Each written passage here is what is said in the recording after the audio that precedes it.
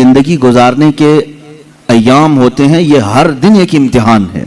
एक बार हजरत उम्मे सुलैम रज़ियल्लाहु ताला अन्हा फरमाती हैं, मैं करीब से गुजर रही थी, हुजूर सल्लल्लाहु अलैहि वसल्लम के जिस्म से गर्मी की तपिश मुझे दूर से महसूस हो रही थी। इतना गर्म बदन था कि मैं काफी दूर से आपके बदन के गर्मी की हरारत महसूस कर रही थी। तो हजरत उम्मे सुलैम कहती है, मैंने अर्ज किया, या रसूलल्लाह सल्लल्लाहु अलैहि वसल्लम, आपको तो शिद्दत का बुखार है। अल्लाह के हबीब सल्लल्लाहु अलैहि वसल्लम ने इरशाद फरमाया, हाँ उम्मे सुलैम, अल्लाह के नबियों को जो भी मुसीबत दी जाती है वो सख्त तरीन होती है। जिस चीज से भी आजमाया जाता है वो सबसे हाई दर्जे का होता है। अगर नबियों को बुखार भी आए तो आम इंसानों जैसा नहीं, बहुत शिद्दत का बुखार आता है। अगर नबियों को जिंदगी में कोई भी चीज आजमाइश के तौर पर दी गई है तो वो हल्की फुल्की नहीं, बहुत सख्त तरीन होती है। अब अल्लाह के नबी सल्लल्लाहु ताला अलैहि वसल्लम की जिंदगी पाक को रब ने कुरान में हमारे लिए आइडियल बनाया। कान लकुम फी रसूलिल्लाहि उस्वतुन हसना, तुम्हारे लिए अल्लाह के रसूल की जिंदगी में बेहतरीन नमूना है अपनी जिंदगी गुजारने के लिए। अगर अपनी जिंदगी किसी की जिंदगी देखकर गुजारना चाहते हो तो सबसे बेहतरीन जिंदगी मुस्तफा करीम की है सल्लल्लाहु ताला अलैहि वसल्लम। क्योंकि मैं आता हूं आज अल्लाह के हबीब सल्लल्लाहु ताला अलैहि वसल्लम की अज़दवाजी जिंदगी। अज़दवाजी जिंदगी का मतलब होता है शादीशुदा जिंदगी। ये पूरी जिंदगी का कड़ा इम्तिहान इसी जिंदगी में होता है। जब तक आप बैचलर हैं, जवानी फिर भी महफूज है, यानी आप अपने हाथों में अपनी जिंदगी की बागडोर लेकर चल रहे हैं। लेकिन जब किसी के साथ तुम्हारा अक्द हो जाए तो एक और नफ्स को तुम्हारे साथ बांध दिया जाता है। तुम्हें अपने जिस्म की हिफाजत के साथ अपनी खातून की अमानतों की हिफाजत भी जिम्मेदारी में आ गई, उसके पर्दे की हिफाजत भी तुम्हारे जिम्मे आ गई, उसके चाल चलन की, उसके अखलाक और तरबियत सबकी जिम्मेदारी तुम्हारे ऊपर आई। ये तो बहुत छोटी जिम्मेदारी है जो उसे खिलाना पिलाने वाले मामलात है। बाकी पूरी उसकी जिंदगी जो तुम्हारे ऊपर आई एक बड़ी आजमाइश है। एक औरत के साथ तुम इस कायनात में सही सलामत जिंदगी गुजार कर जा रहे हो तो इसका मतलब है कि एक बड़े इम्तिहान से कामयाब होकर निकले हो। बड़ा इम्तिहान है। अल्लाह रब्बुल इज्जत ने यहाँ कायनात में हर एक के लिए जोड़ा रखा है। लेकिन आप देखें, क्या हर औरत का मिजाज अपने शोहर से मिल जाता है? नहीं होता।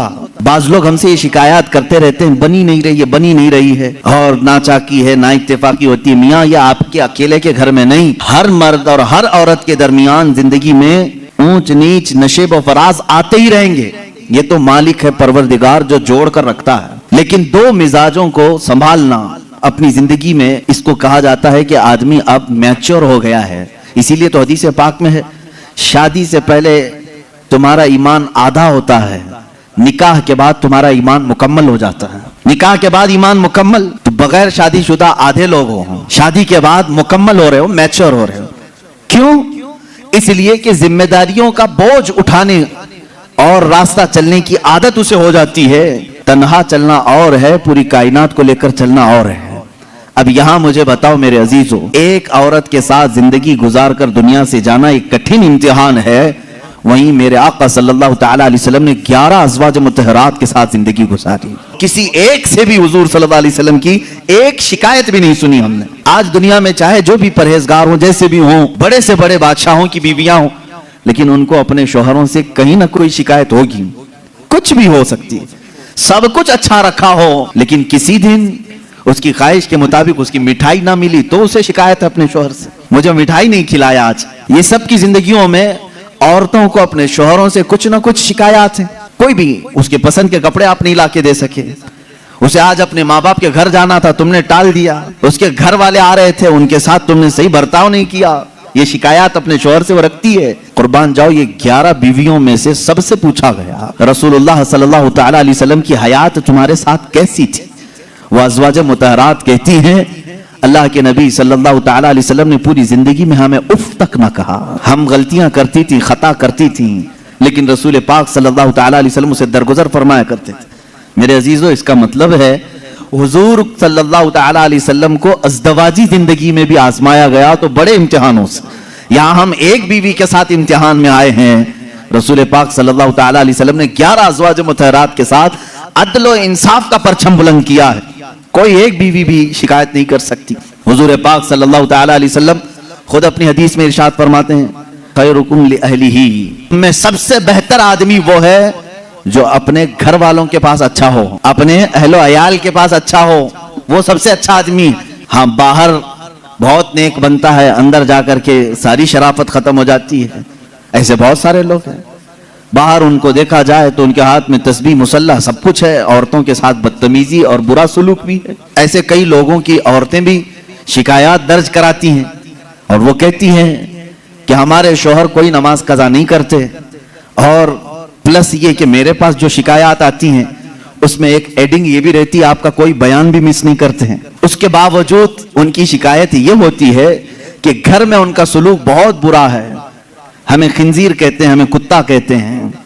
शोहरों के मुतालिक औरतों की शिकायत है मेरे से, मैं पर्टिकुलर किसी एक को टारगेट नहीं कर रहा। जिसकी जिंदगी में ये मामलात हैं वो तौबा कर ले, इसलिए कि मेरे आका सल्लल्लाहु अलैहि वसल्लम ने फरमाया औरत तो औरत है, जानवर के साथ भी अगर तुमने बुरा सुलूक किया तो कयामत के दिन उस जानवर को भी बदला दिलाया जाएगा। वो जानवर अपने सींग निकाल कर तुम्हें मारेगा, कयामत के दिन वो अपना बदला लेगा। उसके चेहरे पर अगर किसी ने मारा है ना हक, बगैर ईजा देने वाले जानवर को तुमने मारा है तो उसका बदला कयामत के दिन दिलाया जाएगा। औरत तो औरत है, और अल्लाह ताला ने तुम्हारे जिम्मे में दिया है ये कह करके नहीं कि लो इससे जितना चाहे काम ले लो, बल्कि इस सिनफे नाजुक को अल्लाह ने तुम्हारी तरबियत में अता किया है। यूं ही समझो कि अगर तुम्हारे पास कोई नर्म और नाजुक चीज सरपरस्ती और निगरानी के लिए दे दी जाए तो उसकी कैसी हिफाजत करते, उसी तरह से तुम्हें हिफाजत करने का हुक्म है। अब और एक बात, हुजूर पाक सल्लल्लाहु तआला अलैहि वसल्लम की जो अज़दवाजी जिंदगी है, आइली जिंदगी उसको कहें,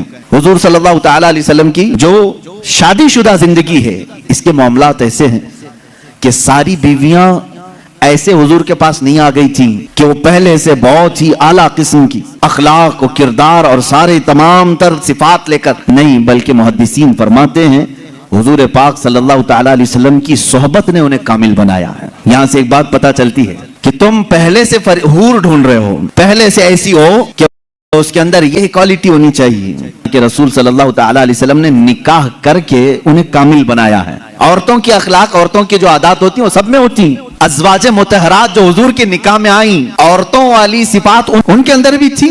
जैसे कि हज़रत आयशा सिद्दीक़ा रज़ियल्लाहु तआला अन्हा के मुतालिक कई हदीसों में मिलता है, छोटी उम्र की थी, हुजूर पाक सल्लल्लाहु तआला अलैहि वसल्लम ने हर मकाम पर उनकी तरबियत की और उन्हें एक मह कामिल बनाया, बल्कि उम्मत के कई सहाबा का उस्ताद उन्हें बनाया।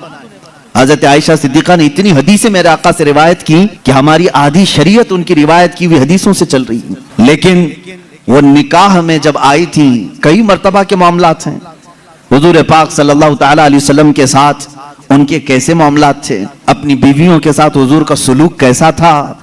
वो कायनात के आका व मौला हैं, लेकिन अपनी औरतों के लिए हुजूर शोहर ही थे। शोहर, जिस तरह एक औरत को अपने शोहर के साथ बात करने की इजाजत है, खेलने की इजाजत है, लुत्फ उठाने की इजाजत है, हुजूर पाक सल्लल्लाहु तआला अलैहि वसल्लम की हर बीवी को यह इख्तियार हासिल था। अल्लाह के नबी सल्लल्लाहु तआला अलैहि वसल्लम अपने घर जाते तो उसी अंदाज से रहते जैसे एक शोहर मोहब्बत करने वाला अपनी बीवी के साथ रहता है। यानी तुम्हारा मनसब, तुम्हारा ओहदा, अल्लाह ताला ने हुजूर को जो मनसब अता किया वो किसी को नहीं मिला, लेकिन रसूल करीम सल्लल्लाहु अलैहि वसल्लम ने अपनी बीवियों के साथ शोहर वाला सलूक फरमाया।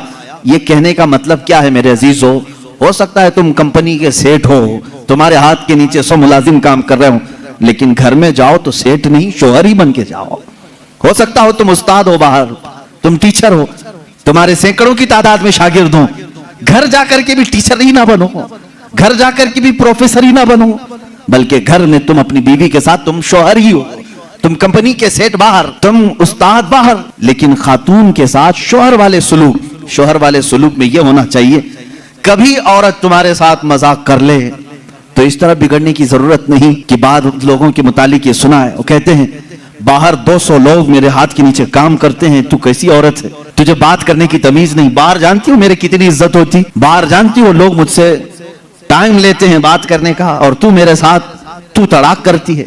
मेरे अजीजों, अल्लाह ताला ने उसे तुम्हारा हमराज बनाया है, शरीके हयात बनाया है, लाइफ पार्टनर है। उसको इतना इख्तियार दिया करो जितना तुम उसके साथ इख्तियार रखते हो। ये मेरे आका सल्लल्लाहु अलैहि वसल्लम की जिंदगी पाक, घरेलू हालात की खुशगवार जिंदगी हुजूर की मैं बताऊं। माँ आयशा सिद्दीक़ा रज़ियल्लाहु तआला अन्हा एक कुंवारी औरत हैं, बाकी हुजूर सल्लल्लाहु अलैहि वसल्लम की सारी अज़वाज मुतहरात जितनी भी आई या तो बेवा थी या मुतल्लका थी। खदीजा रज़ियल्लाहु तआला अन्हा सबसे पहले निकाह में आई हुजूर सल्लल्लाहु अलैहि वसल्लम की। हजरत खदीजा बिनते खुवैलिद मक्का की मशहूर खातून थी, आपके अखलाक की वजह से पूरे मक्का वाले आपको ताहिरा कहते थे, आपका लक़ब ताहिरा था। आपका निकाह पहले अबू हाला नाम के एक शख्स से हुआ, उनके इंतकाल के बाद अतीक नामी एक दूसरे शख्स से हुआ, फिर उसके इंतकाल के बाद 2 शादियां ऑलरेडी हो चुकी थी आपकी, फिर आपकी उम्र 40 साल की हुई। रसूल करीम सल्लल्लाहु तआला अलैहि वसल्लम ने अपनी जिंदगी पाक में पहला निकाह अपनी 25 साल उम्र में 40 साल की बेवा खातून से निकाह फरमा रहे हैं। हुजूर पाक सल्लल्लाहु तआला अलैहि वसल्लम का यह निकाह बड़ी सादगी से हुआ और हुजूर अकरम सल्लल्लाहु तआला अलैहि वसल्लम पर सबसे पहले ईमान लाने वाली भी आपकी शरीक हयात खदीजा रज़ियल्लाहु तआला अन्हा ही हैं। वह उम्मुल मोमिनीन सबसे पहले ईमान लाने वालियों में से। हुजूर सल्लल्लाहु तआला अलैहि वसल्लम की हर मकाम पर वो सपोर्टर रही हैं, आपकी हिमायत के लिए खड़ी रही। हुजूर अकरम सल्लल्लाहु तआला अलैहि वसल्लम उनका दिल रखने के लिए हर उनकी खुशी का ख्याल फरमाया करते थे, उनकी खुशियों का ख्याल फरमाया करते। और सेम यही हजरत खदीजा की। मैं कहता हूं शादी से पहले हर नौजवान को चाहिए कि मेरे आका सल्लल्लाहु अलैहि वसल्लम की अज़दवाजी जिंदगी को भी पढ़े। ये नहीं कि तुम मर्द हो तो सारी खिदमत तुम्हारे लिए होनी चाहिए और तुम औरत के लिए कुछ ना करो।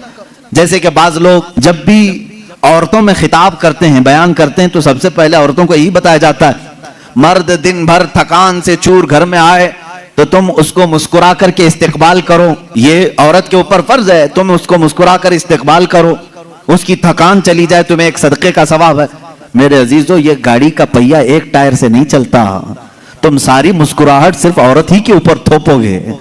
यहां पर तुम्हें यह भी कहना होगा, हो सकता है कभी दिन भर की थकान औरत को भी हो जो सुबह से शाम तक काम कर रही हो, तुम आकर के उससे भी मुस्कुरा करके कहो, दिन भर आज तुम्हें ज्यादा थकान हुई होगी।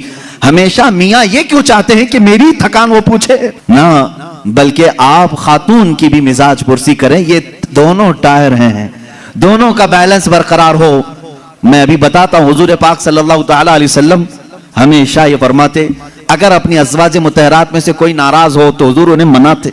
आप सोच रहे होंगे क्या दुनिया में कोई ऐसा भी है जिसको हुजूर से नाराज होने का हक है? हुजूर से नाराज होने का हक है?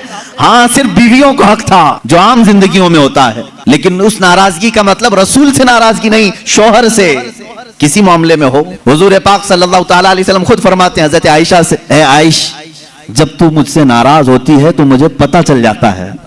हजरत आयशा पूछती हैं, आप कैसे जानते हैं मैं नाराज हूं कि खुश हूं? हुजूर फरमाते हैं, जब तू खुशी में रहती है, कसम खाती है तो यूं कहती है रब्बे मोहम्मद की कसम, और जब नाराज रहती है तो कहती है रब्बे इब्राहिम की कसम। यह हजरत आयशा की आदत थी। जब घर में कुछ बातें इस तरह से हो जाएं तो कहती इब्राहिम के रब की कसम, मैंने ऐसा नहीं किया। हुजूर फरमाते हैं, तू इब्राहिम के रब की कसम खाती है, मुझे लगता है तू नाराज है। हुजूर मनाते हैं, ये नहीं कि कायनात के आका मौला से तुझे रूठने का हक क्या है। हुजूर पाक सल्लल्लाहु अलैहि वसल्लम ने अपने घर में एक शौहर वाली जिंदगी भी गुजार करके दिखाया है। एक मर्तबा हजरत आयशा सिद्दीक़ा रज़ियल्लाहु ताला अन्हा घर में हजरत ज़ैनब, एक दूसरी ज़ौजा हैं हुजूर की, हजरत ज़ैनब बिन्त जहश रज़ियल्लाहु ताला आई। हजरत आयशा मैदे का शीरा बना रही थी, आटे का सत्तू जिस तरह से होता है, मीठा कुछ बना रही थी। जैसी वो बना, उसमें कुछ खराबी हुई हो या जो भी, हजरत आयशा हजरत ज़ैनब को खिलाने पर इसरार करने लगी कि आप घर में आई हैं, ये शीरा पूरा खाएंगी आप। हजरत ज़ैनब कह रहे मेरा जी नहीं चाहता, मैं नहीं खाऊंगी। हुजूर पाक सल्लल्लाहु अलैहि वसल्लम बैठे हुए, हजरत आयशा ने वो शीरा उठाकर पूरा उनके मुंह पे लगा दिया। अल्लाह के नबी सल्लल्लाहु अलैहि वसल्लम मुस्कुराते रहे, कुछ नहीं फरमाया। हजरत ज़ैनब से कहा कि बस आयशा छोटी है, तुम बदला मत लो। ये हुजूर पाक सल्लल्लाहु तआला अलैहि वसल्लम की खानगी मामलात हैं, अपने अज़वाज मुतहरात के साथ हुस्न सलूक है। उन्हें आपस में मजाक करने का इख्तियार तक मेरे आका ने दे रखा था। ये नहीं कि इतना टाइट करो कि हंसना भी मुश्किल हो जाए, इतना तुम उनके ऊपर सवार हो जाओ कि बात करना भी मुश्किल हो जाए। नहीं, रसूल पाक सल्लल्लाहु तआला अलैहि वसल्लम ने अपनी अज़वाज मुतहरात को एक खुशहाल जिंदगी गुजारने के घर इनायत फरमाए थे।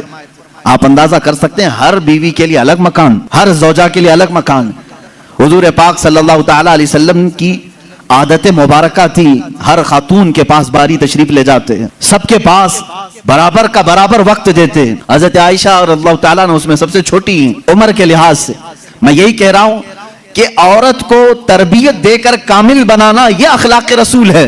हुजूर सल्लल्लाहु ताला अलैहि वसल्लम की सुन्नत पर अमल करना चाहते हो नौजवानों, पहले से यह समझ करके चलो। मेरे घर में जिनकी शादियां नहीं हुई उनके लिए कह रहा हूं, जिनकी हो चुकी उनके लिए भी पहले से जहन में यह बात फिट कर लो। मैं अगर शादी करने जा रहा हूं तो मेरे घर कोई ऐसी खातून आने वाली है तो हो सकता है बात करने में पूरा सीखी हुई ना हो, खाने पकाने के माहिर ना हो सकता है वो खानदानी मामलात को ना समझे, मुझे हर एक चीज को उसे सिखाना होगा। तुम अगर पहले से ये सब चीजें जहन में रखोगे तो झगड़े और ना इत्तेफाकी की बात नहीं आई। तुम पहले से एक्सपेक्टेशन ये रख करके बैठे हो कि ये 7वें आसमान से सीख करके आई हुई है घर में, कभी कुछ बातचीत हो गई तो सीधे झट से यही कहा, क्या तुम्हारे अम्मा बाप ने यही सिखाया था, यही बात। और सास भी अपने बहू से यही कहती है, रोटी नहीं बने, अम्मा क्या सिखाई तेरी तुझको, अब तक क्या करती रही। मेरे अजीजों, रसूल पाक सल्लल्लाहु ताला अलैहि वसल्लम के पास हजरत आयशा जब आई, 9 साल की उम्र में थी, उनकी सहेलियां कहती हैं आटा गूंथते वो सो जाती थी, उसी में सो जाती थी, रात हो जाती थी। हुजूर पाक सल्लल्लाहु ताला अलैहि वसल्लम ने एक दिन भी सख्ती नहीं फरमाई कि आयशा आटा गूंथते सो गई, आटे में ही हाथ रह गए। हुजूर अकरम सल्लल्लाहु ताला अलैहि वसल्लम ने उन्हें महे कामिल बनाया। ये अल्लाह के रसूल सल्लल्लाहु अलैहि वसल्लम के अखलाक करीमा है। औरतों को तुम जिस कदर अच्छी तरबियत दोगे, तुम्हारी मोहब्बत उतनी ही उनके दिलों में होगी और उतनी ही अजमत भी बढ़ेगी, उतनी अजमत बढ़ेगी। और रसूल पाक सल्लल्लाहु ताला अलैहि वसल्लम की अजीम सुन्नत पर भी अमल होगा। बाज लोग ये सोचते हैं कि फुल हाई क्वालिफाइड चाहिए, पूरी तरह से मैच्योर चाहिए, तो तुम्हारा ये एक्सपेक्टेशन बाज दफा तुम्हें धोखा दे देता है। तुम जो कुछ भी सोच करके रखे हो वो नहीं आई, चिड़चिड़ हो जाता है, दिमाग में अलग वसवसे आने लगते हैं, फिर दूसरे का ख्याल आने लगता है, और फिर दूसरी भी वैसी निकली तो क्या करोगे। इसीलिए अखलाक रसूल ये है। अल्लाह के नबी सल्लल्लाहु अलैहि वसल्लम के पास वो औरतें आई जो अलग खानदान की थी, अलग मिजाज की थी, अलग कबीलों की थी। अरे यहूदियों के खानदान से हुई बिन अख्तब की बेटी सफिया रज़ियल्लाहु ताला अन्हा हुजूर के घर आई। उनके पूरे रस्म रिवाज अलग थे, सारे खानदानी मामलात अलग थे, लेकिन क्या कभी वो मिसमैच हुई हुजूर के साथ? रसूल पाक सल्लल्लाहु ताला अलैहि वसल्लम ने उनके साथ भी जिंदगी कैसे गुजारी? हजरत सफिया रज़ियल्लाहु ताला अन्हा हुजूर सल्लल्लाहु ताला अलैहि वसल्लम की बारगाह में जब आई, देखे हुजूर अदल कैसे करते थे बीवियों के साथ। ये खानदान था बनी इसराइल का, यहूदियों का। हजरत मूसा अलैहिस्सलाम से जो चला है वो खानदान था। मूसा अलैहिस्सलाम की औलाद वो मदीने तैयबा में थी, उन्हीं के खानदान से हजरत सफिया आई थी। जब शादी हुई तो औरतों में आपस में बातें होती रहती हैं, सौतनों के मामलात रहे। हुजूर की एक ज़ौजा हजरत आयशा हैं जिनके बाप सिद्दीक अकबर हैं, एक ज़ौजा हुजूर की हजरत हफ्सा हैं जिनके वालिद उमर इब्न खत्ताब हैं रज़ी अल्लाह ताला अन्हु। एक हजरत अबू बकर की बेटी हुजूर के निकाह में है, एक हजरत उमर की बेटी हुजूर के निकाह में। ये दोनों मिलती थी तो बड़ी लंबी बातें भी होती थी, खानदान एक था। इनके बीच में हजरत सफिया आ गई, अलग खानदान की, यहूदी खानदान से आई थी, लेकिन हुजूर के निकाह में आई थी। हजरत सफिया को दोनों छेड़ने लगी, क्या कह करके कहा कि सफिया हुई बिन अख्तब है ना तेरा बाप, यानी यहूदियों के कबीले का सरदार है। हजरत आयशा कहती है मेरे बाप तो सिद्दीक अकबर हैं। हजरत हफ्सा कहती है मेरे बाप तो उमर इब्न खत्ताब हैं, जिनकी नेकियां हुजूर ने इस तरह फजीलतें बयान फरमाई। हजरत सफिया के दिल में थोड़ा सा वो लगा कि ये दोनों अपने बाप पर फख्र कर रही। हुजूर पाक के हुजरे में आई, गमगीन थी। अल्लाह के नबी सल्लल्लाहु अलैहि वसल्लम ने पूछा सफिया क्या मामला?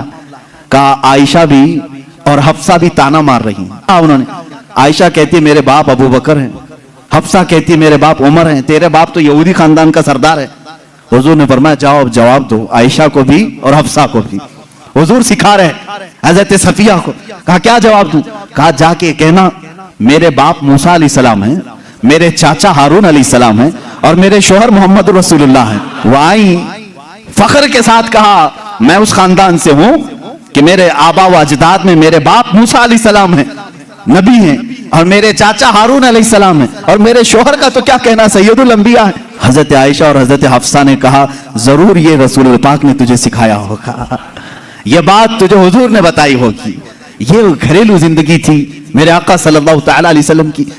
कभी इन लोगों, इन औरतों के दरमियान अगर कुछ बातें आ जाएं, हुजूर पाक इस तरह से उसे निकालते जैसे मैदे में से आटे को निकाल दिया जाए। कभी तकरार नहीं हो सकी, कभी झगड़े की नौबत नहीं आई। दो बीवियों वाला जानता है कि उसे संभालना कितना मुश्किल होता है। हाँ, एक अजीम जंग में वो उतरा होता है, एक तरफ इंडिया एक तरफ पाकिस्तान, बीच में बॉर्डर में वो खड़ा रहता है, एक हाथ इसके पास एक हाथ उसके पास, पता नहीं कौन सा टूटे कौन सा बचे। लेकिन अल्लाह के नबी सल्लल्लाहु ताला अलैहि वसल्लम 11 अज़वाज मुतहरात के साथ रहे और सबको बराबर इंसाफ के साथ रखा। कभी किसी खातून से कोई झगड़ा ये किसी हदीस में नहीं मिलता। हाँ, उनके दरमियान जो बातें होती थी वो तफरीह कल्ब के तौर पर होती, कल्ब के तौर पर, दिल को बहलाने के तौर पर। अब आए मैं आपको बताता हूं हुजूर की जिंदगी पाक में जो बीवियों का किरदार है, औरतें भी सुन रही होंगी, उन्हें यह मालूम होना चाहिए अपने शौहर की, यानी एक मर्द की दुनिया में सबसे बड़ी सपोर्टर उसकी बीवी होनी चाहिए। हर चीज में, उसके दुख में, उसके सुख में, उसकी खुशी और गम में, सब में औरत उसकी सपोर्टर बनकर रहे। हुजूर अकरम सल्लल्लाहु तआला अलैहि वसल्लम जब ऐलान नबुव्वत फरमाए हैं, हजरत खदीजा ईमान लाई हैं, अपने माल से मदद किया, सारी चीजें की। जानते हैं जब हुजूर पाक ने हजरत खदीजा से निकाह किया, आपकी उम्र 25 साल थी, उनकी 40 साल। सैयदा खदीजतुल कुबरा रज़ियल्लाहु तआला अन्हा के साथ हुजूर सल्लल्लाहु अलैहि वसल्लम ने 25 साल गुजारे। हुजूर की उम्र पाक 50 साल हो चुकी थी, हजरत खदीजा की उम्र 65 साल की हो चुकी थी। लेकिन इस बीच में रसूल करीम सल्लल्लाहु अलैहि वसल्लम ने कभी किसी दूसरी औरत से निकाह नहीं फरमाया। इन 25 सालों में हुजूर सल्लल्लाहु अलैहि वसल्लम ने किसी दूसरी औरत से निकाह नहीं किया, सिर्फ हजरत खदीजतुल कुबरा के साथ रहे। उसकी वजह यह थी कि ये औरत आम औरतों की तरह नहीं थी। हुजूर सल्लल्लाहु तआला अलैहि वसल्लम की ऐसी सपोर्टर कि रहती दुनिया तक उनके एहसानात पूरी उम्मत नहीं चुका सकती, पूरी उम्मत नहीं चुका सकती। हुजूर पाक सल्लल्लाहु तआला अलैहि वसल्लम जब मदीना तैयबा तशरीफ लाए, हजरत आयशा निकाह में आई थी। ये भी हदीस है हजरत आयशा की, कहते हैं हर बात पर हुजूर सल्लल्लाहु अलैहि वसल्लम खदीजा का जिक्र करते थे। हजरत आयशा कहती है कभी मुझे गैरत आती थी और मैं कहती थी कि सिर्फ आपकी एक ही बीवी है क्या हजरत खदीजा, हर बात में आप खदीजा का ही जिक्र करते हैं।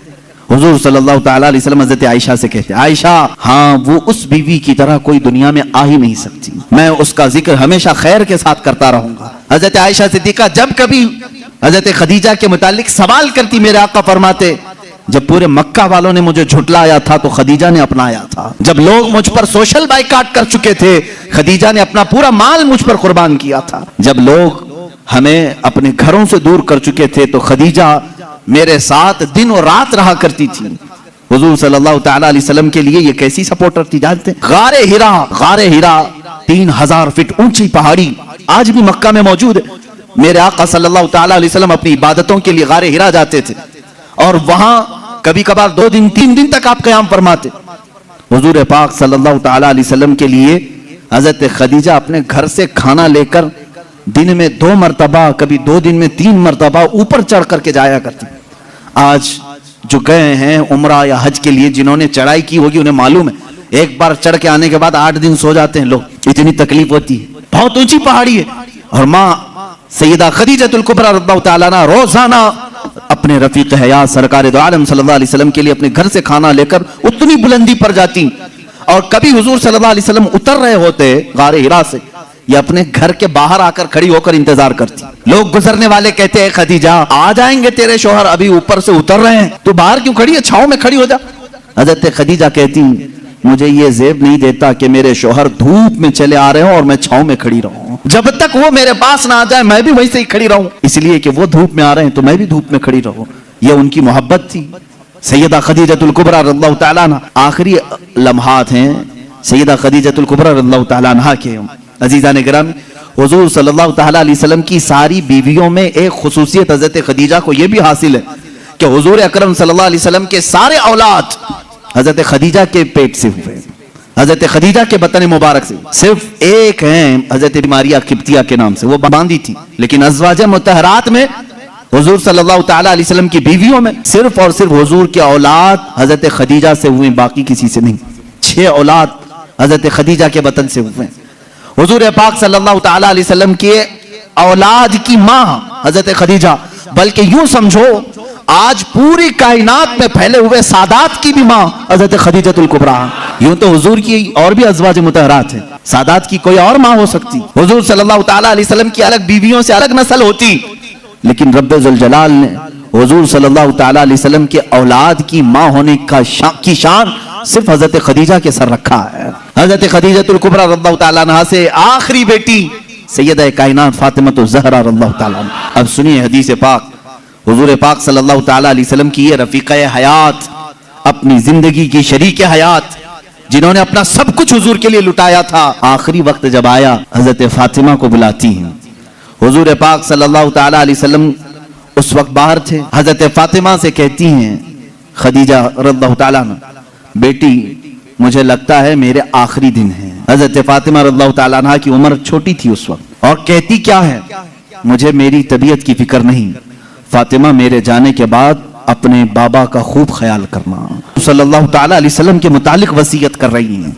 हजरत फातिमा से कह रही, मैंने जिंदगी के हर लम्हे ये कोशिश करती रही कि रसूल पाक सल्लल्लाहु ताला अलैहि वसल्लम के दिल अक़दस पर एक हल्की खराश भी ना आने पाए। ऐ फातिमा, तुम में से कोई भी अपने बाप के मुतालिक एक हल्की खराश आने वाला भी मामला ना करना। उस मर्ज की वक्त ये वसीयत कर रही है जिस मर्ज में आपकी वफात हुई। हजरत खदीजा रज़ियल्लाहु ताला अन्हा और दुनिया की मालदार खातून थी, बड़ी मालदार थी मक्का की, लेकिन जानते हैं आखिर वक्त वसीयत क्या कर रही। हजरत फातिमा से कहती हैं, अब्बा जान से जाकर ये एक बात मेरी कह देना, अगर मेरी आंखें बंद हो गईं तो सिर्फ मुझे कब्र में उतारने के वक्त वो अपना जुब्बा या अपनी चादर मुझे देते हैं, बस वो अपनी चादर में लपेट कर मुझे दफन करें, इसके अलावा मुझे कोई और ख्वाहिश नहीं। हजरत खदीजा की आखिरी वसीयत थी। हुजूर पाक सल्लल्लाहु ताला अलैहि वसल्लम की वो रफीक़े हयात जिन्होंने जिंदगी में हुजूर के हर कदम पर साथ दिया है, हर कदम पर। जब ये बात हजरत फातिमा ने अपने वालिद गिरामी हुजूर सल्लल्लाहु अलैहि वसल्लम के पास आकर कहा, जानते हो मेरे आका ने क्या कहा? हजरत खदीजा रज़ियल्लाहु ताला अन्हा की वफात हो चुकी थी और उनको दफन किया गया हुजूर की चादर मुबारक में। हुजूर सल्लल्लाहु अलैहि वसल्लम ने खुद अपने हाथों से उनको कब्र में उतारा। जन्नतुल माला मक्का के कब्रिस्तान में वो आज भी आराम फरमाए। हजरत फातिमा ने कहा, अब्बा अम्मा की सिर्फ ये ख्वाहिश थी, उन्होंने मुझसे कहा था, फातिमा बाबा से कह देना मेरे आखिरी वक्त अपनी चादर देकर मुझे दफन करें। मेरे आका की आंखों से बड़े आंसुओं के कतरे निकले।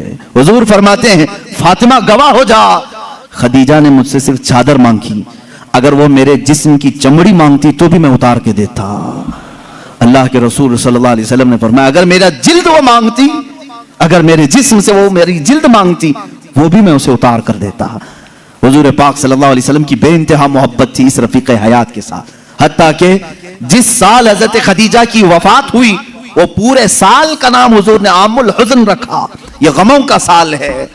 मेरे आका सल्लल्लाहु अलैहि वसल्लम बहुत गमगीन थे आपकी वफात पर। एक लाइफ पार्टनर दुनिया से चला जाए तो मेरे अजीजों वाकई दिल का सदमा है ये। लोग तो ये समझते हैं बीवी खेलने का नाम है, बीवी सिर्फ और सिर्फ मजे लेने का नाम है, एक मशीन का नाम है, अपने घरों के काम काज कराने वाली बांधियों का नाम है। ऐसा नहीं है, बल्कि तुम्हारा और उसका जिस्म जब मिलता है तो यूं समझ लो अब जिस्म दो होंगे लेकिन जान एक हो जाती है। और वही हकीकी जिंदगी है। जिनकी जिंदगियों में इस तरह की मोहब्बत नहीं, वो जहन्नम बन जाती है दुनिया में। शोहर छोटी बात पर औरत के पीछे लगा हुआ है, औरत छोटी बात पर मर्द के सर पर चढ़ी हुई है। कौन सी खाक जिंदगी गुजार रहे हो? रसूल पाक सल्लल्लाहु ताला अलैहि वसल्लम ने आसमानों की खबर दी, हजरत खदीजा ने कबूल करी। यह और बात है कि वो अल्लाह के रसूल थे, उनकी हर बात तस्लीम करना जरूरी, लेकिन वो हमारे लिए नमूने अमल भी है। अल्लाह ने कुरान में हमारे लिए फरमाया, तुम्हारे लिए रसूल की जिंदगी सबसे बेहतरीन नमूना है, आइडियल है। औरतों को चाहिए कि उमा खदीजा के अखलाक को सीखें, अपने शौहर के साथ कहां खड़ा होना चाहिए, और मर्दों को यह चाहिए कि अपनी बीवियों की मुआसात, उनकी गम के मुतालिक उनके हालात की खबरगिरी कैसे किया जाए। जब बीमार हो जाए औरत तो तुम्हारे ऊपर यह फर्ज है मेरे अजीज कि उसकी तीमारदारी करो। आज कितनी बुरी रस्म है, कितना बुरा रिवाज, जैसे औरत बीमार हो जाए उसे भगा दिया जाए, जाओ अम्मा के पास मायके में चली जाओ, जब ठीक ठाक होना तो आ जाना। तुमने उससे जो कबीलतू कहा था, निकाह में कबूल किया था, क्या सिर्फ अच्छी चीजें कबूल किया था? यही हाल अगर तुम्हारे साथ हो जाए, निकाह कर लिया, 4 महीने के बाद तुम्हारा पैर सड़ गया, क्या करेगा, क्या करोगे? मेरे अजीजों, जिंदगी में दोनों किस्म के मामलात मैंने देखे। बाज वो औरतें हैं जो अपने मर्दों की माजूरी के जमाने में भी उनके साथ लगी रही और वो जन्नती औरतें हैं, और इसी तरह बाज वो मर्द हैं जिन्होंने औरतों की बीमारी में भी उनका साथ दिया। मैं जानता हूं ऐसे मामलात, मेरे सामने एक मामला ऐसा आया था जो दिल दहला देता है। मैं अक्सर बच्चों से कहा करता हूं, यह हकीकी वाकया है मेरे अजीज, चंद सालों पहले का हकीकी वाकया। शोहर और बीवी की जिंदगी थी, शादी के बाद दोनों एक दूसरे से मोहब्बत करते थे, लेकिन अचानक बीवी को एक बीमारी शुरू हो गई, ऐसी बीमारी के चेहरे पर बुरे दाग आ गए, बड़ी फुंसियां होती, फट जाती और जख्म हो रहा था, देखने के काबिल नहीं रह रही थी। एक दिन शोहर बाहर गया, एक्सीडेंट हो गया। शोहर गया, एक्सीडेंट हो गया, और उसके बाद वापस आया तो उसकी आंखें जा चुकी थी, नाबीना हो गया। उसको घर लाया। खातून उसकी तीमारदारी करती रही, इयादत करती रही, सही हो गया, लेकिन पकड़ करके चलाना पड़ता था।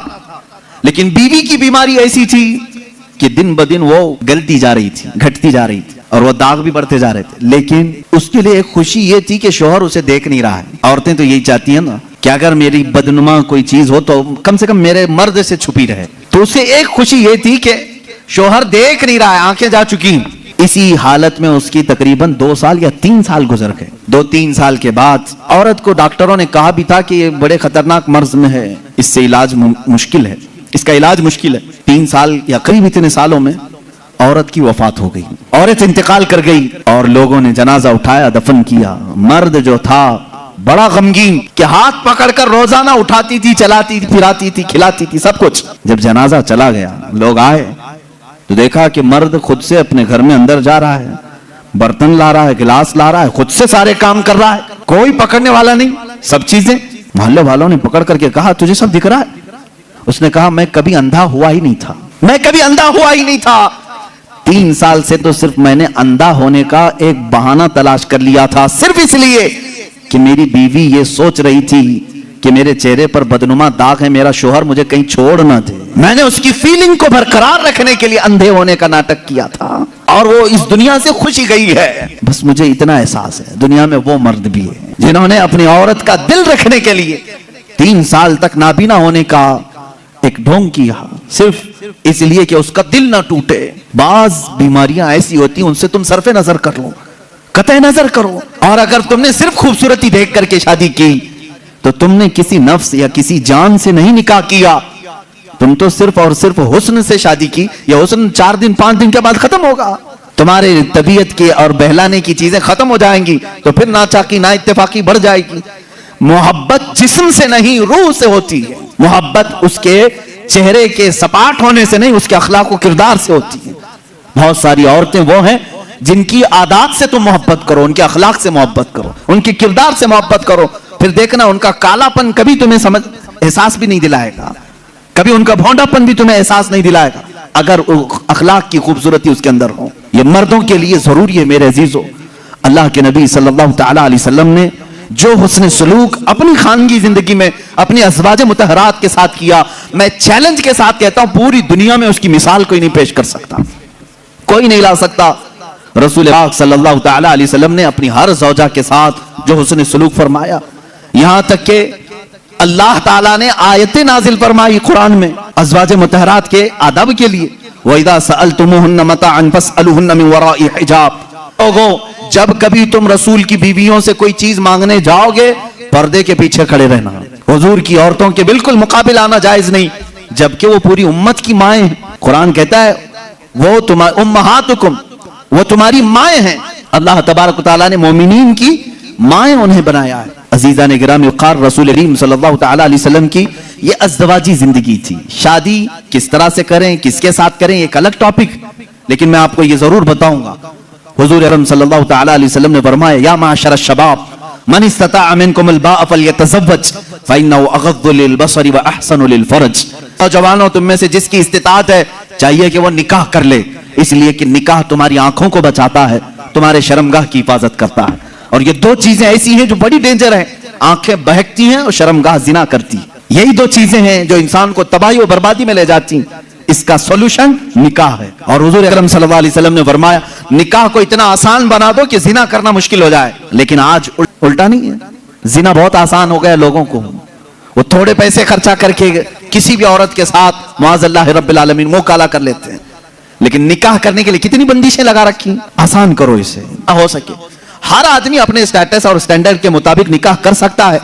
लेकिन हो क्या रहा है, अमीरों की शादियां देख करके गरीब भी यही ख्वाब सजा रहा है, मेरी बेटी का भी निकाह उतने बड़े हाल में होना चाहिए जितना उसने किया है, चाहे तुम्हारी हैसियत पैसों की कुछ भी ना हो। दिखावा चाहते हो लोगों को। शादियां बड़ी करना अक्सर लोगों का सिर्फ और सिर्फ इसलिए होता है कि लोग देख करके कहें वाह क्या शादी किया, सिर्फ इतनी तारीफ सुनने के लिए तुम इतने पैसे खर्चा करने चाह रहे हो।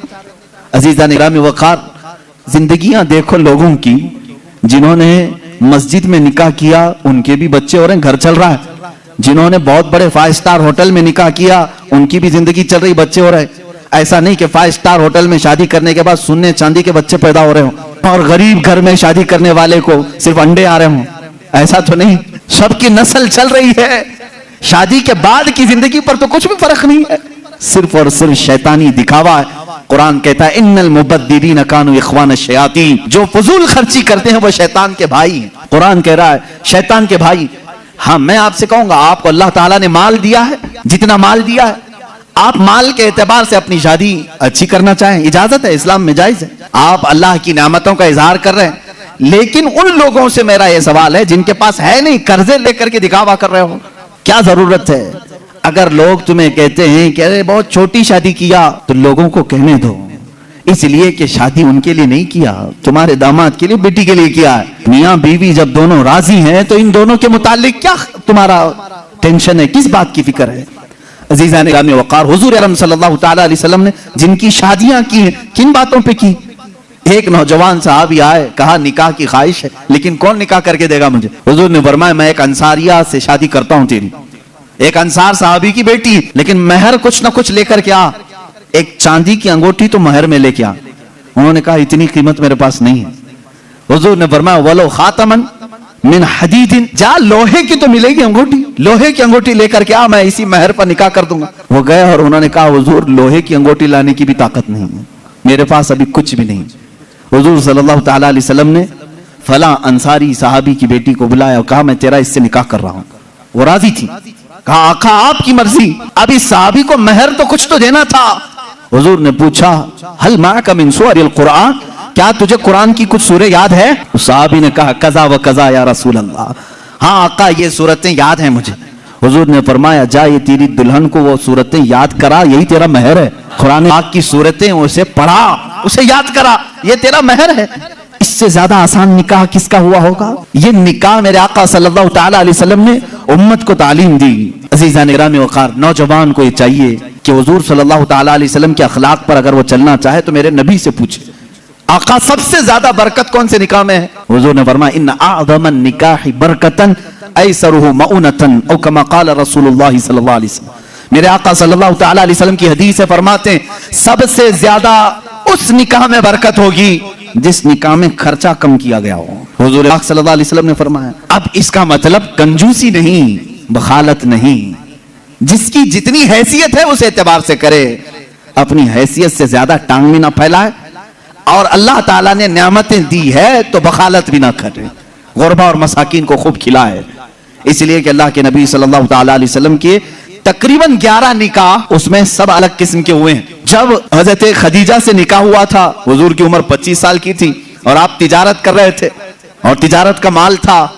आप सल्लल्लाहु तआला अलैहि वसल्लम ने जो निकाह फरमाया उसमें लोगों की दावत भी हुई। एक निकाह हुआ हजरत सौदा रज़ियल्लाहु तआला अन्हा से, वो उस निकाह में सिर्फ खजूरें बांटी गई और कुछ भी नहीं। फिर हुजूर सल्लल्लाहु तआला अलैहि वसल्लम ने हजरत ज़ैनब से निकाह किया, हजरत मैमुना से निकाह किया, उसमें तो बकरा ज़बह करके वलीमा किया हुजूर, और उतनी बड़ी दावत किसी और में नहीं। क्यों? ये मैं हालात बता रहा हूं। जब तुम्हारे पास माल था या माल आया है उस एतबार से तुम्हें करने की इजाजत है, और जब ना हो तो कर्जा लेकर के दिखावा करने की इजाजत शरीयत ने नहीं दी है। शादियों के लिए इस तरह से लोग मकरूज हो जाते हैं।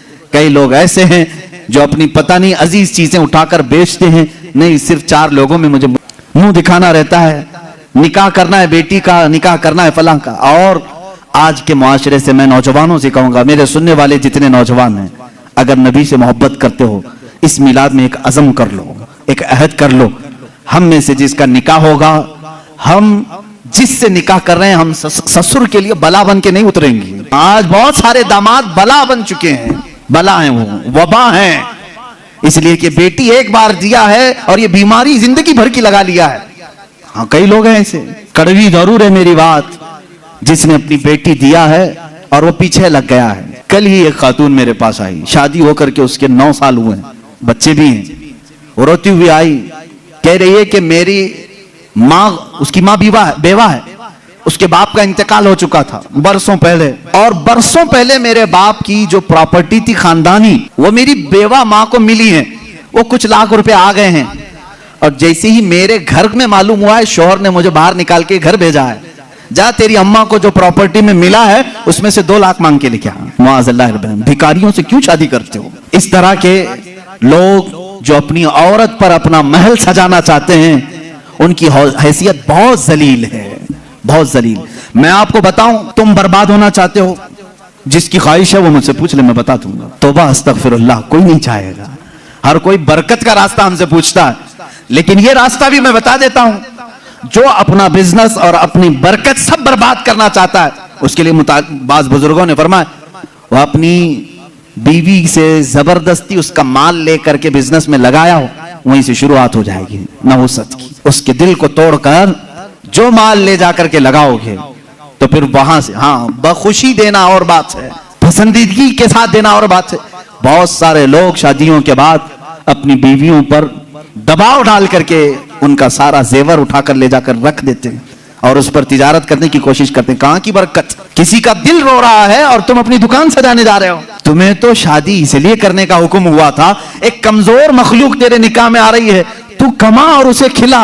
यहाँ उल्टा हो गया, उसी से तू कमाना चाह रहा है। ये उल्टा नहीं हो गया? बहुत सारे लोग ये इंतजार में रहते हैं, शादी होगी तो अभी मांगना क्या क्या है, कार मांगे कि बाइक मांगे और क्या क्या चीजें मांगे।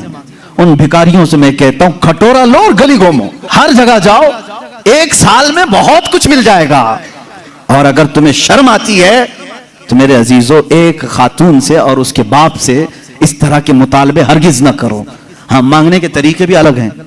पहले खुलकर मांगते थे, बोलते थे ये चाहिए, लिस्ट आती थी, सारी लिस्ट आती है खातून के घर में, ससुराल। लेकिन अभी कुछ नहीं, हमारी कुछ भी ख्वाहिश नहीं है, एक अच्छी शादी करके भेजो, अच्छी शादी करो।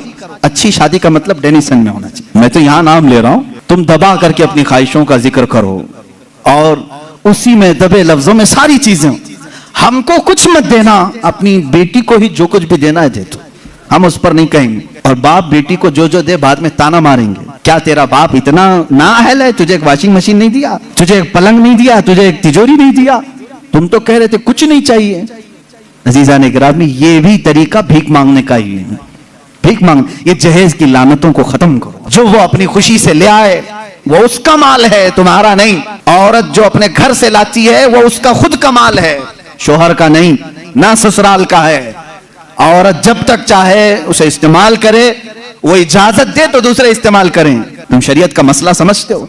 अगर उसकी इजाजत के बगैर किसी दूसरे ने इस्तेमाल किया उसके माल को, कल क़यामत के दिन उसकी पकड़ होगी, उसकी नेकियां जब्त की जाएंगी, तुम हुकूकुल इबाद में गिरफ्तार हो जाओगे। ये मसाइल हल्के नहीं है, इसलिए मेरे अजीजों वो और होंगे।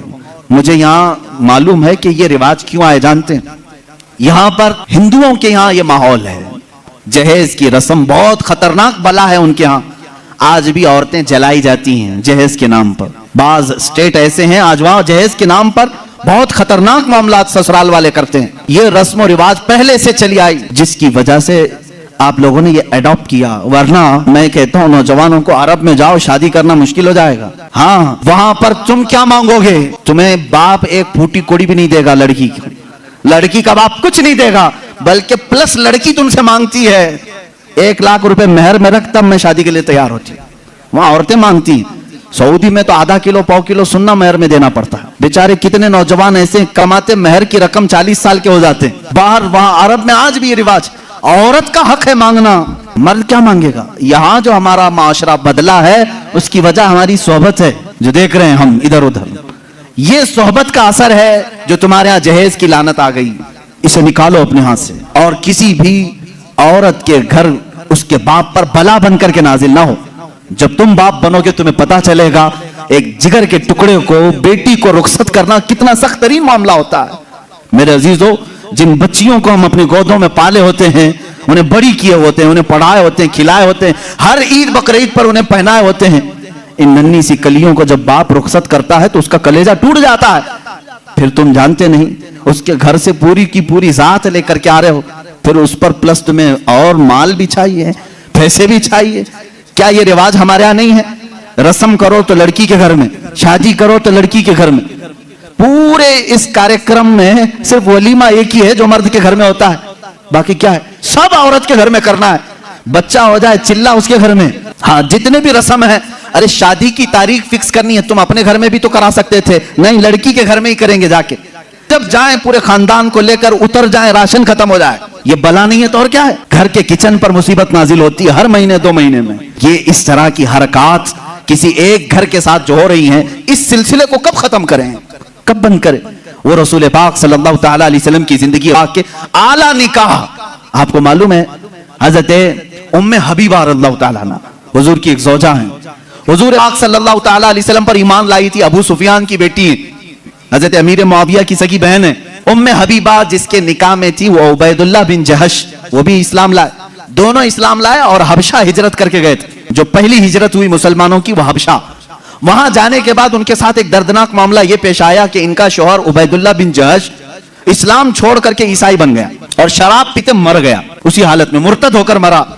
हजरत उम्मे हबीबा के दिल में बड़ी चोट थी, बड़ा जख्म था। हुजूर पाक सल्लल्लाहु अलैहि वसल्लम को जब ये इत्तिला दी गई, उम्मे हबीबा एक तो अपना वतन छोड़कर हिजरत करके गई, दूसरा गम उसके शौहर ने दीन बदल लिया, तीसरा यह कि वो मर भी गया शराब की हालत में। अब वो तनहा है परदेश में, उनका अपना वतन नहीं है।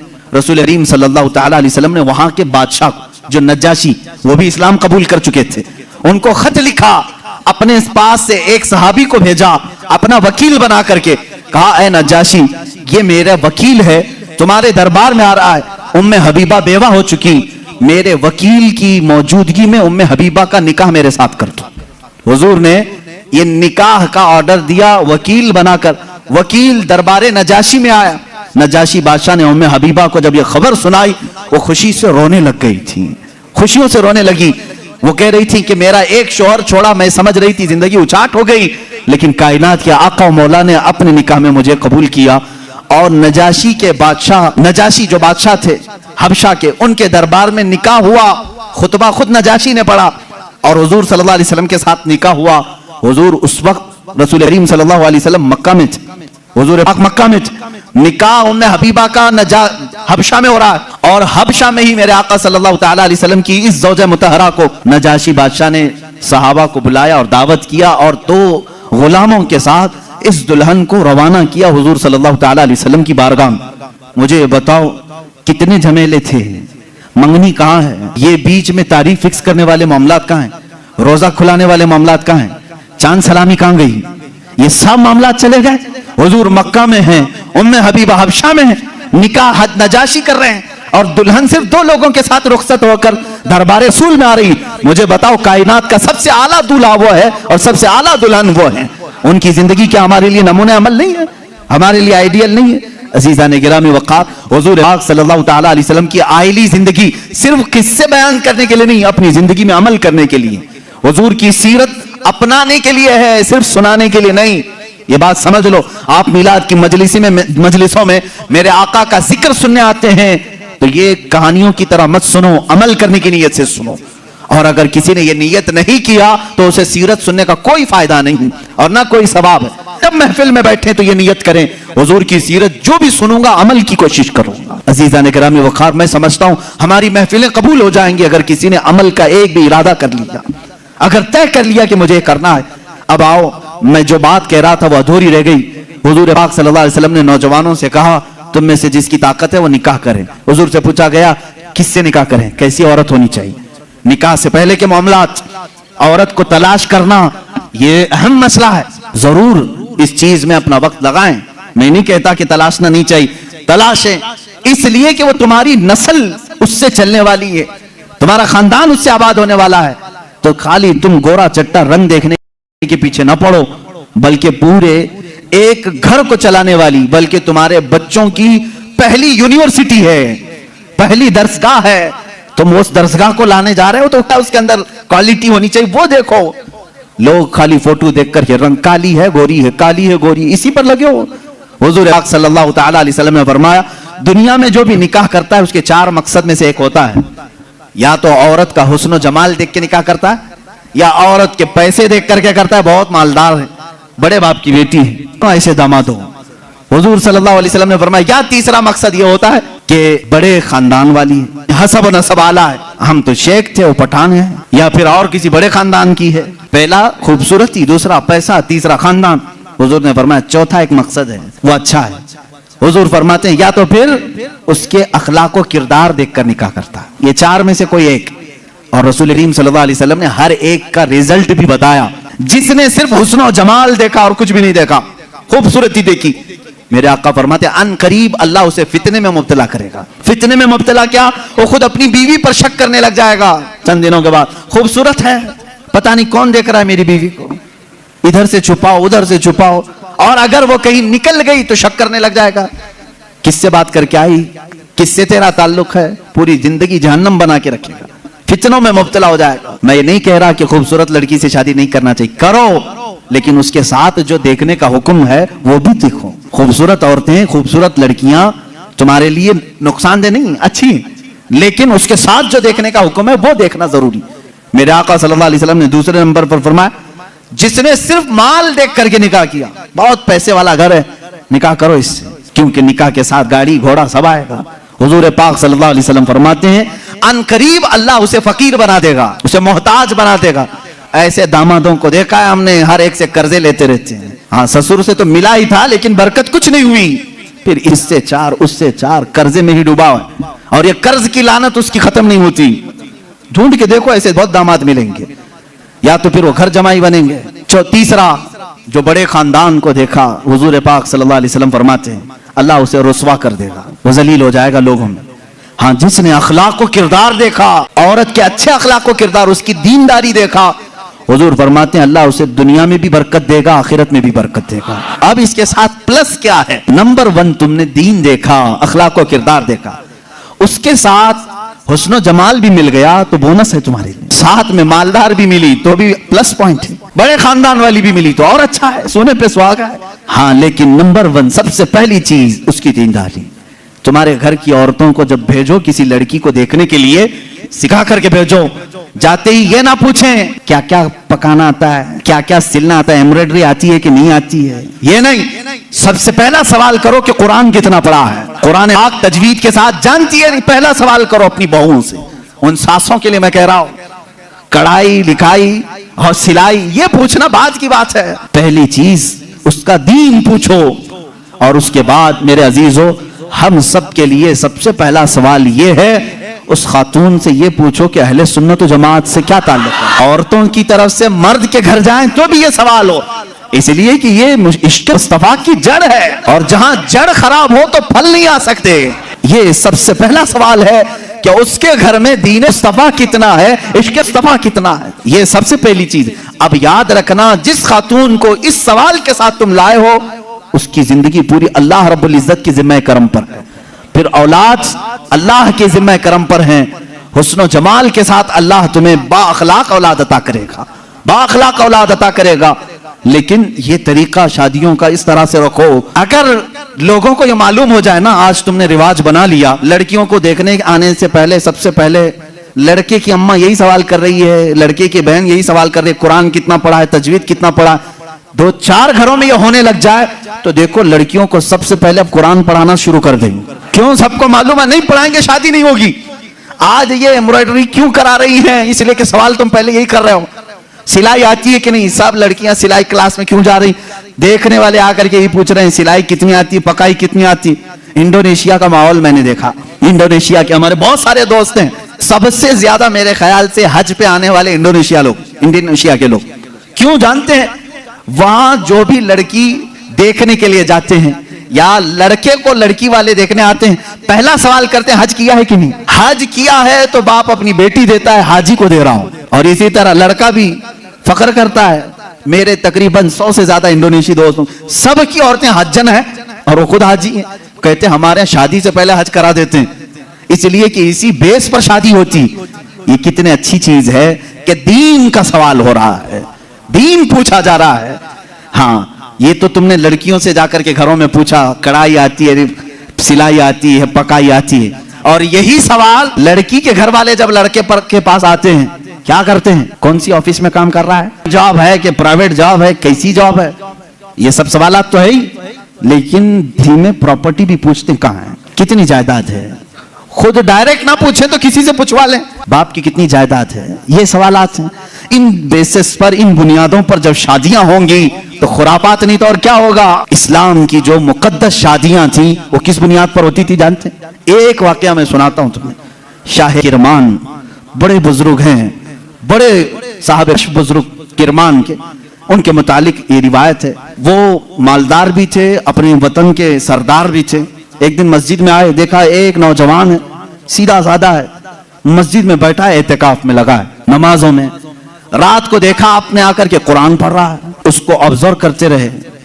तीसरे दिन आपने आकर उससे पूछा कि बेटा तुम कहां से आए हो, कहां है तुम्हारा घर? कहा बस ये झोपड़ी है। एक छप्पर डाल करके झोपड़ी रखा था। क्या मकसद है? कहा अल्लाह को राजी करना है, बस अल्लाह राजी हो जाए, मैं इसके लिए दिन रात मेहनत कर रहा हूं। शाह किरमान ने पूछा तेरे घर वाले शादी वगैरह? कहा नहीं, मुझे कौन शादी करके देगा, मैं फकीर आदमी, मैंने सोचा भी नहीं। शाह किरमान की बड़ी हसीन और जमील बेटी थी, उनके निकाह के पैगामात शहजादों से आए थे, आपने दिया नहीं था बेटी को। शाह किरमान ने कहा मेरी बेटी है, क्या मैं तुझसे निकाह कर दूं? उसने कहा आप बड़ा रिस्क उठा रहे हो, मेरे पास क्या है, मैं दिन भर थोड़ी मेहनत करता हूं, थोड़ा खाने पीने का मिल जाए उसी पर मैं गुजारा करता हूं, बाकी मैं अल्लाह के लिए वक्त निकाल लेता हूं, इतना कमाता हूं जितना खाने के लिए हो जाता है बस। शाह किरमान ने कहा मैं राजी हूं। उसने कहा फिर सोच ले आप, मेरा घर देख ले। कहा मैं तुझे देख लिया बस काफी, घर कहां है तेरा? वो नहीं। अपनी बेटी से जाकर के कहा एक हसीन शहजादा मैंने तेरे लिए ढूंढ लिया। बेटी भी ऐसी नहीं कि चंचल हो, हुस्न की परी हो तो नाटक और नखरे आ जाए ना, शाह किरमान की बेटी थी। कहा बाबा जान आपने जो फैसला किया वो बिल्कुल सही हो। कहां घर है? कहा झोपड़ी में है एक, बस जो फड़ लगा करके दरख्तों के एक झोपड़ी बनाया हुआ। ये शाह किरमान की बेटी, वक्त के फरमा रवा वहां के सरदार और हाकिम की बेटी तैयार है। आपने जरूर उस नौजवान में कोई तकवा देखा होगा। कहा मगरिब में आए, मस्जिद में निकाह हो गया, मस्जिद में निकाह हो गया और दूल्हे से कहा आजा अपने घर, हमारे घर खाना खा ले और अपनी दुल्हन को लेकर अपने घर चला। निहायत सादगी से शादी हुई। दूल्हे की तरफ से कोई नहीं, मस्जिद के जो नमाजी थे वही आए, दुल्हन के घर पहुंचे। शाह किरमान की बेटी के यहाँ दावत हुई। रात को दुल्हन को लेकर ये आए झोपड़ी में। झोपड़ी में सिर्फ एक बिस्तरा लगा था, पर्दे का दरवाजा था, पर्दा गिराया और एक सुराही पानी की रखी हुई है, जिसमें मटका जिसको कहें आप, उस पर एक आधी रोटी रखी हुई है सूखी। खातून आई, सबसे पहले पूरी झोपड़ी को देखती रही और उसके बाद पूछी ये रोटी किस चीज की है? कहा आज कमाई के लिए नहीं गया, आज शादी थी तो आज आधी रोटी खाया हूं, कल के लिए इसको रखा हूं, आधी रोटी बचा कर कल के लिए रखा हूं। वो रोने लगी। खातून कहती मुझे लगता है मेरे बाप ने गलत फैसला किया, मैंने तेरी बड़ी तारीफ सुनी थी। वो नौजवान कहता है मुझे मालूम था बड़े घर की औरतें हमारे साथ कैसे रह सकती हैं, तुम बड़े बाप की बेटी हो। वो शहजादी कहने लगी ना, बड़े बाप की बेटी बड़े घर की तमन्ना नहीं कर रही है, मुझे मेरे बाप ने कनाअत और तवक्कुल सिखाया है अल्लाह की जात पर। मुझे इस बात का एहसास हो रहा है कि मेरा निकाह मेरे बाप ने उस शौहर के साथ किया जो आज खा करके कल के लिए बचा रहा है। क्या तेरा इतना यकीन नहीं जो आज आधी रोटी दे सकता है वो कल भी तेरा रिस्क देगा? तवक्कुल तेरा क्यों नहीं अल्लाह की जात पर कि आज जो तुझे खिलाया वो कल भी खिलाएगा? तूने बचा करके इस तरह रखा तो मुझे एहसास हुआ। मेरे अजीजों, ये है वो इस्लामी शादियां। नौजवान इतना परहेजगार कि आई हुई खातून उससे बड़ी परहेजगार, उससे बड़ी मुतवक्किला, अल्लाह की जात पर यकीन रखने वाली। यहां सारी चीजें मैंने इसलिए सुनाए नौजवानों, जिंदगी सिर्फ हंसी खुशी खेल कूद पिकनिक सैर सपाटे के नाम नहीं, एक दूसरे की जिंदगियों में उतर जाने का नाम है। एक बहुत ही एतमाद के रिश्ते का नाम है। दोनों के दरमियान इतना एतमाद हो, इतना भरोसा हो। अब शोहर और बीवी का भरोसा, एक और भी बात मैं बताऊं, बीवियां भी सुन रही होंगी, औरतें।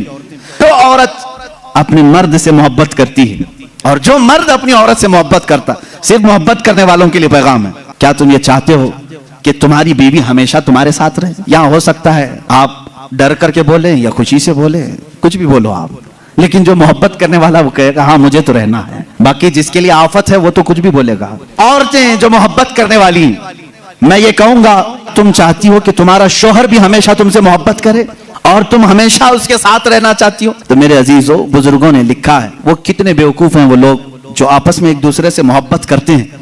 दुनिया में हर औरत चाहती है कि मेरा शौहर छोड़ के कहीं ना जाए। मर्द ये चाहता है कि मेरी औरत मेरे अलावा किसी और को न देखे।